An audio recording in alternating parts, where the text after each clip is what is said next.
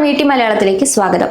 സുരക്ഷിതമായ നിക്ഷേപങ്ങളുടെ മാസം തോറും ഒരു നിശ്ചിത വരുമാനം ആഗ്രഹിക്കുന്ന മലയാളികൾക്ക് എന്നും പ്രിയപ്പെട്ട ഒന്നാണ് പോസ്റ്റ് ഓഫീസ് സേവിംഗ് സ്കീമുകൾ.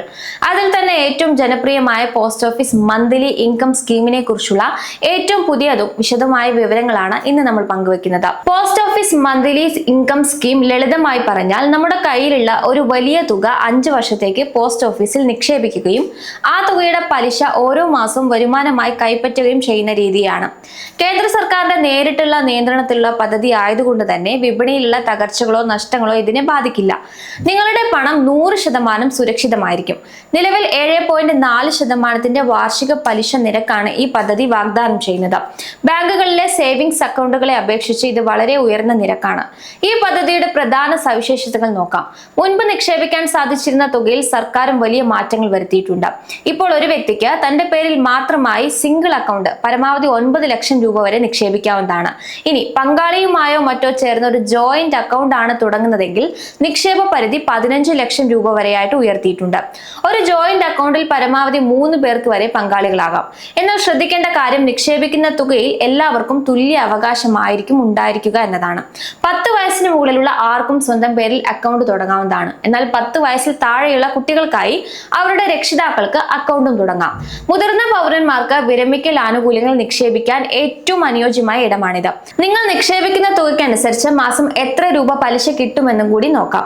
നിങ്ങൾ 5 ലക്ഷം രൂപ നിക്ഷേപിച്ചാൽ 7.4% പലിശ നിരക്കിൽ മാസം തോറും ഏകദേശം 3083 രൂപ പലിശയായി ലഭിക്കും.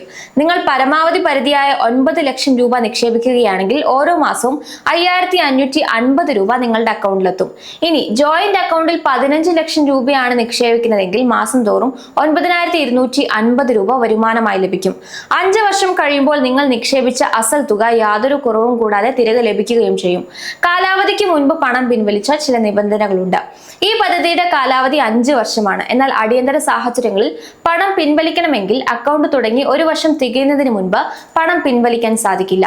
1 വർഷം മുതൽ 3 വർഷത്തിനുള്ളിൽ പിൻവലിക്കുകയാണെങ്കിൽ നിങ്ങളുടെ നിക്ഷേപത്തിൽ നിന്ന് 2% തുക പിഴയായി അഥവാ പെനാൽറ്റിയായി ഈടാക്കും. 3 വർഷം മുതൽ 5 വർഷത്തിനുള്ളിലാണെങ്കിൽ 1% തുകയായിരിക്കും പിഴ.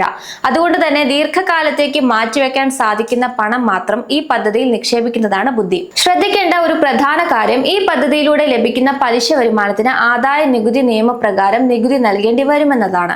നിങ്ങളുടെ ആകെ വാർഷിക വരുമാനം ടാക്സ് പരിധിയിൽ വരുന്നതാണെങ്കിൽ സ്രോതസ്സിൽ നിന്നുള്ള നികുതി ഈടാക്കില്ലെങ്കിലും നിങ്ങൾ ഫയൽ ചെയ്യുമ്പോൾ ഇത് വരുമാനമായി കണക്കാക്കേണ്ടി വരും.